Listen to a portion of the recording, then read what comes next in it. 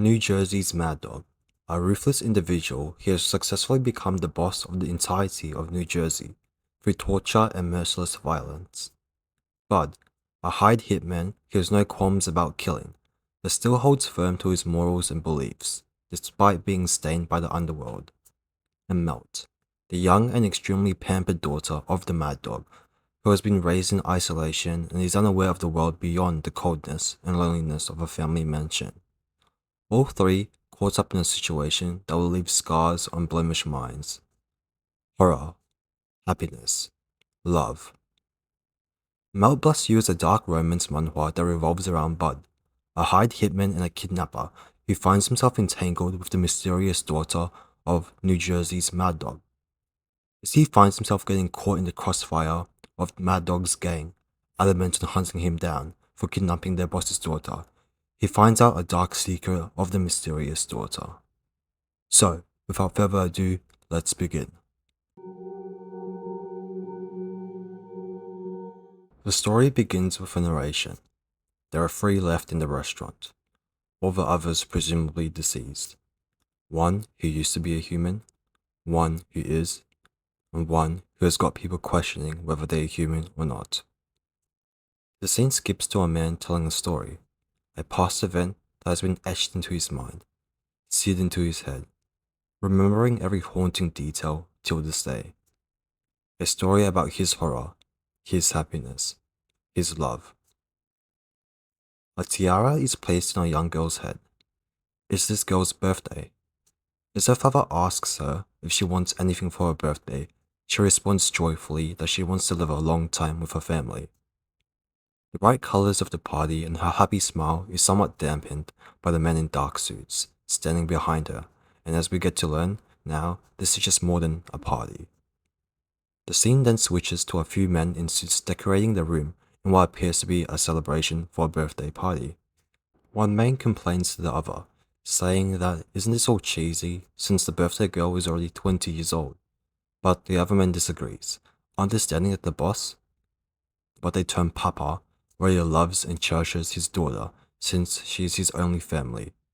The other blonde man again questions Papa's affection, as clearly he didn't take into account that his daughter is a 20-year-old, not a 6-year-old, like all those years ago. But then they stop when they hear the voice of the boss. He appears, his face hidden.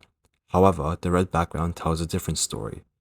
There is a strained tension in the air as both men look at the boss with what looks like terror on their faces. However, this tension is dispelled when his face is revealed. Disbelief on his face as he comes to learn that Melt's birthday wish is to go on a solo trip. We finally get a look at the pampered daughter of the boss, Melt, as she argues with her driver in the car about his lack of freedom and her father's constant control over her life. What stuck out to me the most in this conversation was the driver telling her that the world was full of malice. With the streets being overrun by poverty and lawlessness, even a sandwich would kickstart fights, and her father was simply trying to protect her innocence, protecting her from the taint and corruption of the outside world. But Melt knows that there's something lurking beneath Papa's care and protection. His tricks and deceit and manipulation do not go unnoticed. Even the act of taking in orphans and fostering a sense of family is one of the many methods to grow his power and to establish his dominance over New Jersey. As the driver realizes there's a commotion outside and goes out to check it, Angela Mia starts playing on the radio. As Mel listens to this song, she wishes that heaven sent her a dog, a cute and cuddly dog with a personality that is not reminiscent of her father's. A subtle foreshadowing that will eventually lead her to acquire a pet of her own. And again we see the red background appear, an indicator of violence. A bloody knife is gripped by a gloved hand, and the face of the killer appears. Bud. Unperturbed by the man wielding the knife and the corpse of the driver sitting outside of the car, Melt asks whether he has a driver license or not. This nonchalance and carefree attitude will undoubtedly play a big role in later chapters. In the next chapter, we get a little bit of background context surrounding Bud and his involvement in the kidnapping of Melt. We see him talk to what appears to be a middleman, and from the interactions, we do see that Bud does appear to have some morals, feeling a little guilty about kidnapping a girl despite his bloody occupation. However, the temptation of money, $50,000 to be precise, sways any man, I guess, and with talks about settling down and comforting his parents, he agrees. But he is left with a piece of advice: do not fall for her. The scene switches again to an enraged and frustrated father, snarling at his subordinates as he worriedly fears for his daughter's safety. And again we see the red background as he appears, alluding to his vicious and malicious personality. This is contrasted immediately by a panel of a tearful father looking at a picture of his little girl. The sudden transition from rage to sadness feels a little bit off, in my opinion, a little disorientating. Yes, a father can worry about the safety of his daughter, but for a person of his personality and his demeanor, it looks a little off-putting, especially with how he acts around his supposed family. I feel like taking in orphans and calling them family in order for them to do his bidding is pretty manipulative. But moving on, we're introduced to Asher, the manager of the cursed family, who knows that a person most precious to the boss of the largest and most influential gang on New Jersey would not be harmed, of course. Instead, she figures a demand will be made. This deduction and careful analysis of the situation is what prompts the boss to task her and Bova, another member, the goal of finding Melt. As Asha hurriedly protests that Bova would not be the right choice for her, the boss tells her that Bova simply wants to protect her, and she walks off, and we see the boss's face as he looks at her retreating form. Something is clearly amiss. We return to Bud and Melt, currently residing in Bud's apartment, waiting for the call from the middleman. As Melt reacts to a more humble life, remarking on the small interior of the apartment and the unappetizing food, we see Bud start rethinking his decision to kidnap her. But he doesn't catch the inquisitive and cold look in her eyes as she stares at his retreating form. She tells him that he has a big heart, as he did give up his bed and made sure there was food for her, despite it tasting awful. And suddenly he pulls her up, telling her that she has the wrong idea about him. The meeting with the middleman does not go well. There is some battering and some insults thrown around, then the atmosphere shifts a little. The middleman casually remarks that no one has ever seen Melt's face because her father has killed all of them. A Medusa she is. But Melt's face turns eerily creepy at that statement. And again, the middleman says both of us have seen her face, so... As Bud lies there, drowning in a puddle of his own blood, Melt, uncaring of a dying man next to her, exasperatedly shouts that the blood has splattered everywhere on her white clothes. Bud tells the middleman not to touch Melt, as she has only just turned 20, fearful of the man's intentions of keeping Melt hostage. The middleman monologues on about how angry he is that her father crushed his gang, and even goes on about how he'll torture Melt just to see the face of her papa, crying and begging in front of him. But then, Melt suddenly speaks. There's an almost naive tone in her voice as she tells the shooter that she believes he is a bigger bad guy than Bud. She says she likes Bud. Reciting her father's words to her, her command is simple: you die instead of him. Blood trickles out of his nose, his face a mess of confusion and horror. And as Bud watches his would-be killer die and Melt's face erupt into euphoric laughter, he starts to really question what he has gotten himself into. We pan back to a short moment of Papa, his eyes filled with fear, a nauseous feeling building from within his throat as he has realized Melt has used her ability. The scene then cuts back to Melt conversing with Bud, who, fearful of his imminent death, and as well as the creature called Melt, is stuck at an impasse. As he asks what she is, the tension is eased when she gives a childish answer, telling him that was the wrong question to ask. Then she proposes two choices for him: either die or make a contract with her to stay alive. As she ruminates over what dessert should she get, Bud is met with the gnawing realization that this girl has no morals. She does not flinch at the sight of blood, only viewing it as a mere nuisance. She treats people like her playthings and pets, a short temporary form of enjoyment before it is all gone. Raised in an environment that refuses to allow her to grow mentally, an environment that simultaneously isolates and pampers her, She doesn't know the distinction between what is deemed acceptable or not in a society. She is simply following her own emotions. And then he asks her what she wants from all of this agreement. Freedom, to put it lightly, she wants to view the outside world. Trapped behind the bars of a cold and isolating mansion, she wants someone to look out for her, to be a bodyguard for her. Left with no other choice but death, he agrees. Then she gives him a command. You cannot die from now on without my permission. As he slowly starts to sink into the realm of unconsciousness, he hears Melt talking to him, telling him that his organs are slowly being melted and reassembled, befitting of her name. And then it all turns black. I find it interesting that her command follows without my permission. It's clear to me that Melt does possess weaknesses. Perhaps being incapacitated rids the control of the command, and perhaps there is a time frame in which the command takes hold for, but for now it's all just speculation. In the following chapters, we get to see Melt experience the outside world for perhaps the first time. Unfortunately, the cold demeanor of Bud and Melt's experience of socializing does not bode well for the both of them. In the eyes of the public, in this instance the hot dog man, Bud looks like a criminal, and Melt, her innocent appearance stained by blood, looks to be his hostage. Even her joking nature and banter with Bud does not do anything but increase the tension between the public and themselves. I do find it quite intriguing, however, to see how comfortable Melt is with an individual like Bud, a person she had only known for just a few days. I guess her pampered and isolating life has to be accredited for this degree of comfortability. She does not seem to care about his own background as long as he fulfills her goals and purpose. There is also an obvious power dynamic as well. With the threat of Melt and her supernatural abilities lurking over him, Bud must do all he can to appease his witch. After all, he is physically not human anymore. As stated, her powers are a distortion of people's wishes. The vainer the wish, the more distorted the outcome will be. And Bud, her unwilling victim, has to dance to her tune. However, the next chapter reveals a different side to her, a more hesitant and meeker side that contrasts the apathetic and uncaring killer.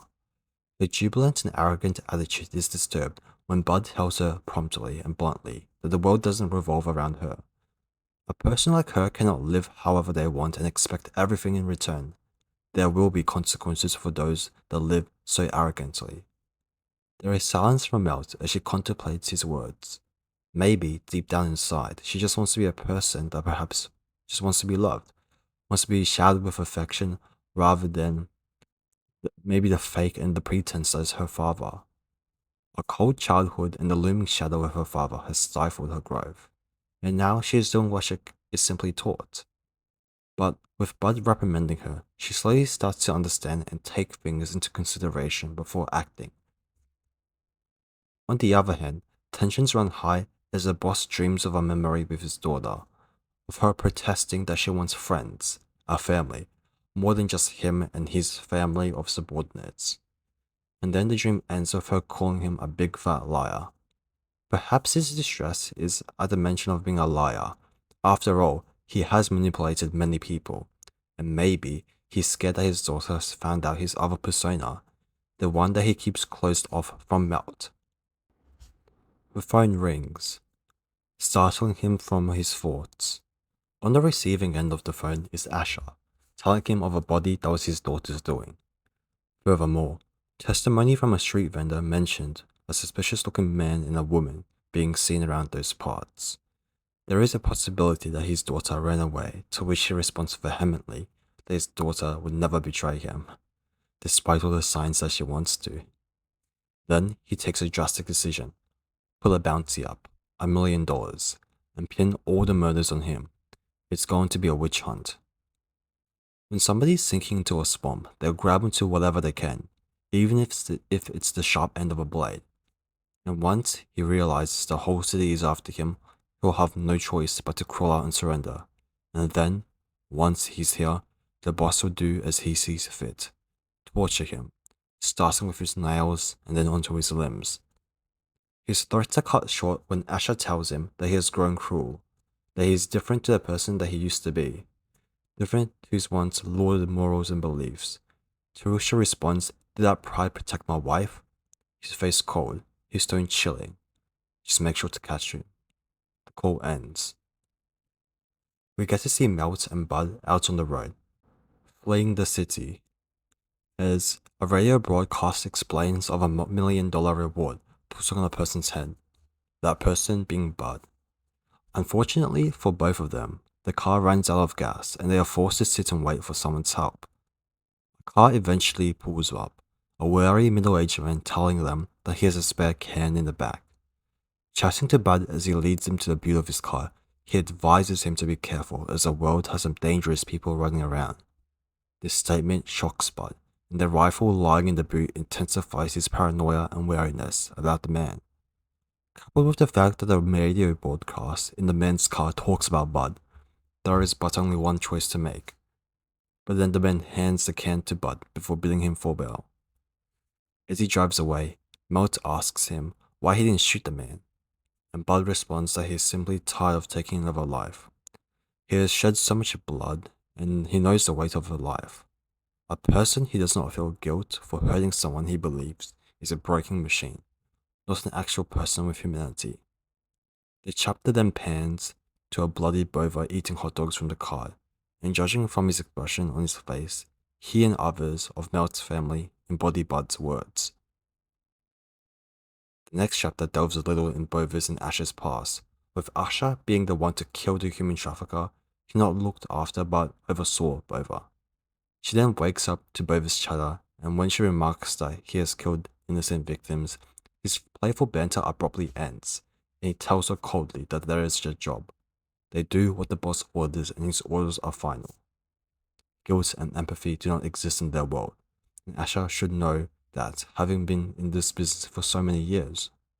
When she protests that things were better when the boss used to be kinder, and he even took in orphans like him and her, he scoffs, saying that he had tamed all of them with sweet talk. Asha is too blinded by the good that the boss used to display, clinging on to the past as if that would lessen the burden of death upon her shoulders. And it's right for her to remain hopeful, just as she told Bova all those years ago. But sometimes, hope could be misinterpreted as delusion, and from the perspectives of others, the boss is simply manipulating her. More of this manipulation is revealed in Bova's past with his conversation with Caleb, another person who was exceptional with the knife.